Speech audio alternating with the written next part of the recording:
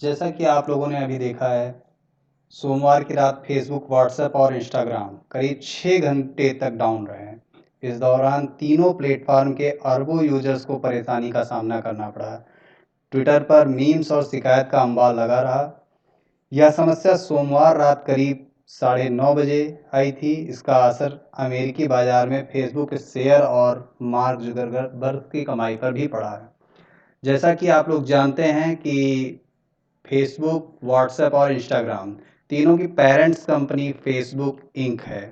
तो सोमवार रात करीब 9:30 बजे के आसपास में यहाँ पे प्रॉब्लम हुई और ये डाउन हो गया। आखिरकार फेसबुक डाउन क्यों हुआ है, इसको लेकर के हम आज आपको विस्तृत जानकारी दे रहे हैं। फेसबुक के डाउन होने के कारण को लेकर अलग अलग कयास लगाए जा रहे हैं। साइबर एक्सपर्ट्स के मुताबिक इसके पीछे बॉर्डर गेटवे प्रोटोकॉल की वजह से दिक्कत आई है। अब हम आपको बताते हैं बॉर्डर गेटवे प्रोटोकॉल क्या होता है।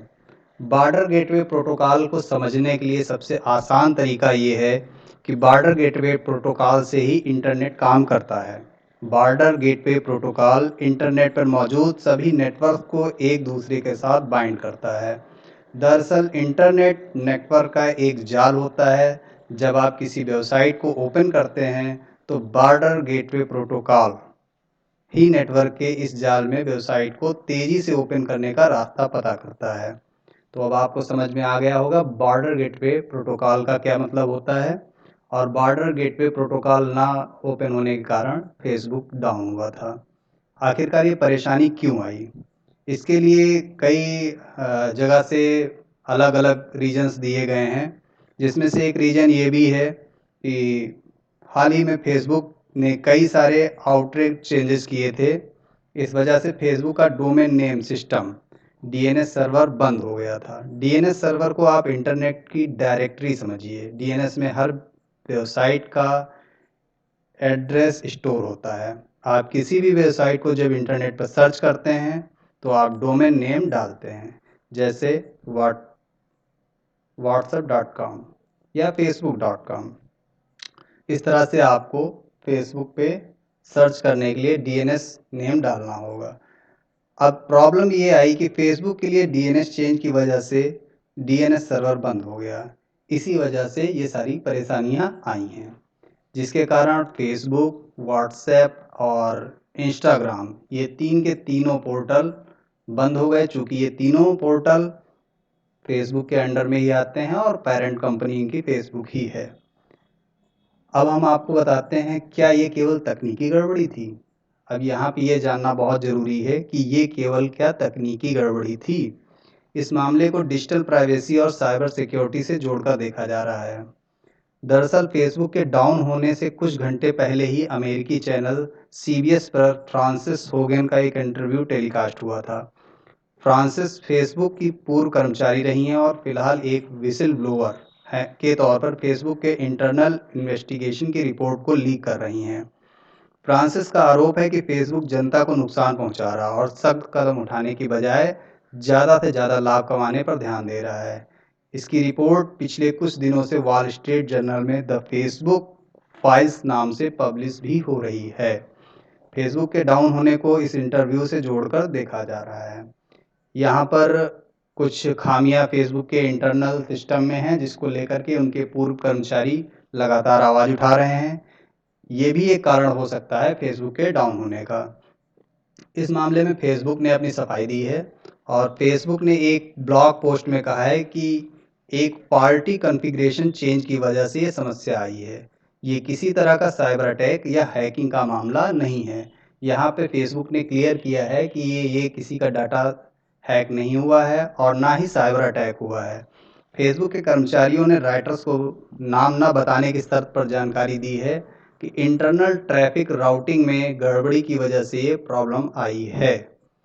जब फेसबुक डाउन थी उस समय कंपनी के प्रवक्ता एंडी स्टोन ने ट्विटर पर कहा कि हम लोगों को हो रही परेशानी के लिए माफ़ी मांगते हैं। हमारे ऐप और प्रोडक्ट्स को एक्सेस करने में लोगों को परेशानी हो रही है। हम चीज़ों को जल्द से जल्द सामान करने के लिए काम कर रहे हैं।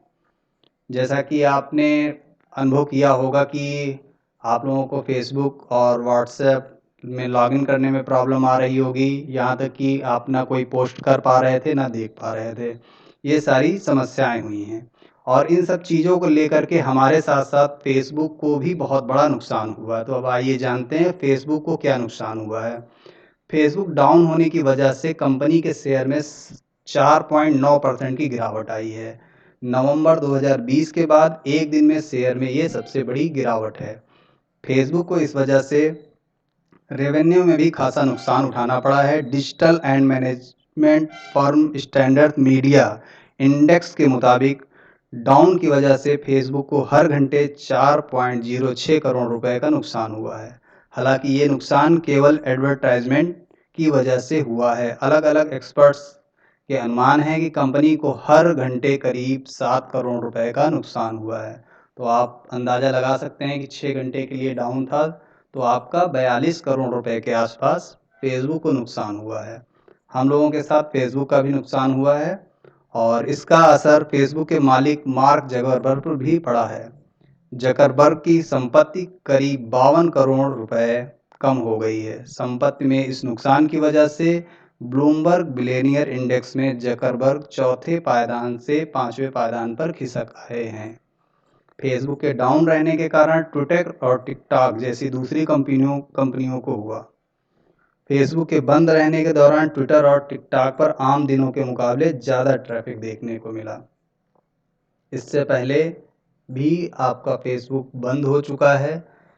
6 महीने पहले भी व्हाट्सएप, इंस्टाग्राम और फेसबुक पूरी दुनिया में 42 मिनट तक ठप रहे थे। इस चीज़ से फेसबुक ने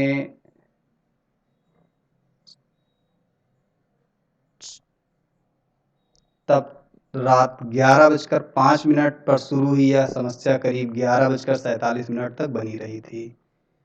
अब हम आपको बता रहे हैं फेसबुक कब कब डाउन हुआ है। इसके पहले फेसबुक 13 मार्च 2019 को करीब 14 घंटे तक फेसबुक, इंस्टाग्राम और व्हाट्सएप बंद रहे थे। 27 जनवरी 2015 को 50 मिनट तक फेसबुक की वेबसाइट और ऐप डाउन रहे थे। 1 अगस्त 2014 40 मिनट तक बंद रहा था फेसबुक। 21 अगस्त 2013 4 घंटे तक यूजर स्टेटस अपलोड नहीं कर पाए थे। 24 सितंबर 2010 2 घंटे तक फेसबुक सर्वर बंद रहा था। तो ये कई बार हो चुका है लेकिन फेसबुक टीम इससे सबक नहीं ले रही है। सुनने में यहाँ तक आ रहा है कि सर्वर डाउन होने की वजह से इनके ऑफिस के गेट भी नहीं खुले क्योंकि इनका सर्वर से लिंक ही ऑफिस के सारे सिस्टम थे जिसके कारण इनका गेट ओपन नहीं हो पाया है। इस बारे में व्हाट्सएप ने अपने ट्विटर हैंडल के माध्यम से अपने कर्मचारियों को धन्यवाद दिया है कि उन्होंने काफ़ी मेहनत के साथ में फिर से इसको चालू कर दिया है। और इसके पहले व्हाट्सएप ने ट्विटर के माध्यम से ही लोगों को सूचित किया था कि वो लोग धैर्य बनाए रखें और ये जल्द से जल्द अपनी